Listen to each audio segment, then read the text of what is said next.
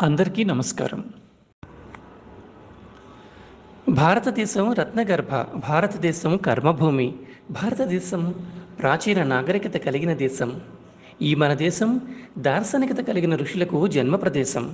సంస్కృతి, సంప్రదాయం, ఆచారం పాటిస్తూ ధర్మాన్ని అనుష్ఠించిన పుణ్యభూమి నా దేశం. ఈ నా దేశం ప్రపంచానికి శాస్త్రీయతను పరిచయం చేసిన దేశం. మన ఈ భారతదేశం లోకానికి వెలుగు చుక్కే మెరిసిన దేశం. ఈ నా దేశం మట్టి నా శ్వాసకు పరిమళాన్ని అద్దింది. వసివాడిన గుబాళింపు ఏనాటికి నా దేశానికి సొంతమైంది. నింగి, నేల, నీరు, నిప్పు, గాలి సమస్తం ఈ నేలకు శాశ్వత సత్యాలను అందించాయి. అవి మా జీవన విధానంగా వెలుగులు చిమ్మాయి. ఈ నేల సనాతన ధర్మాన్ని దేశ ప్రజలకు నిత్య వ్యవహారంగా నేర్పించింది. జ్ఞానం పంచుకుంటే పెరుగుతుందని, సహకారం మనిషిని మహనీయుని చేస్తుందని బోధించింది.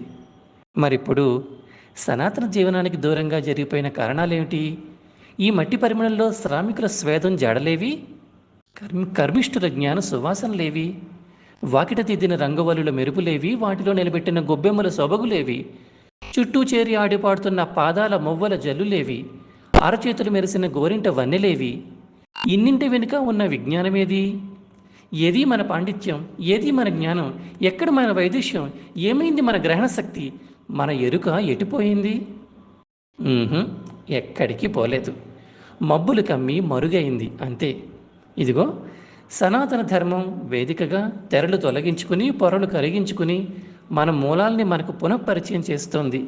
నీ జాడ, నీ ఖ్యాతి, నీ వెలుగు, నీ జ్ఞానం, నీ ధర్మం తెలుసుకోమంటోంది.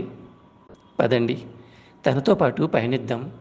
కనుమరుగైపోతున్న మన సనాతన ధర్మ ధ్వజాన్ని నింగిని తాకేలా ఎగురవేద్దాం.